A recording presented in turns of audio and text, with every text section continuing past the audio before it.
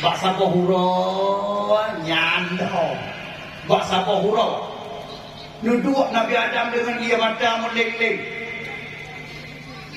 dosa raya tandung bubut ulah ke ampun tiap hura tiap malam tapi hana pemberitahuan bahwa Allah ka ampun ya Allah ya Allah ingat Nabi Adam gila melun ngomiti Hawa selawat ke Muhammad yang ingat Nabi Adam rohnya ingat oh dia nyan dalam surga sukanda Nabi Adam ubena tameh arash nah ubena tameh arash baule tameh mutule la ilaha illallah Muhammadur Rasulullah Muhammad kalau tak dupat Muhammad kalau nahi tapi batameh harap mendung mutule la ilaha illallah Muhammadur Rasulullah ingat Nabi Adam gara-gara ingat kenan Nabi Adam dulu cara orang yang doa ya Allah bibarkati Muhammad doa Nabi Adam ya Allah bijahi Muhammad dipampun dosa lo ya Allah bibarkati Muhammad dipampun dosa lo ya Allah bitakzimi Muhammad dipampun dosa lo ya Allah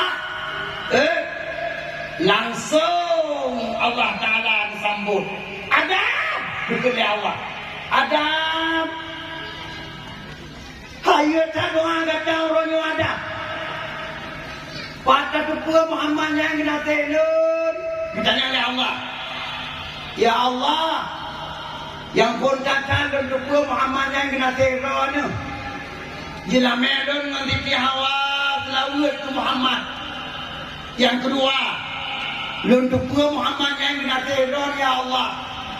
dan jalan dalam surga bina kami haram betulai baulai la ilaha illallah Muhammadur Rasulullah yang gara-gara untuk pula ya Allah Muhammad yang kena sehnon Muhammad yang kecintaan ron Muhammad yang adalah hamba ron yang sangat ron sayangi langsung Allah Ta'ala sahut Adam kalau pampun dosa kata Adam gara-gara kita dia pada Nabi Muhammad hai puji yume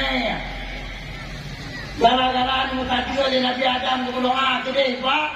kita dia pada Nabi Muhammad berdoa ba'au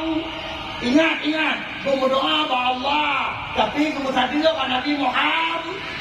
kalau pampun dosa Nabi Adam ya Allah Ta'ala Allahu Akbar Allahu Akbar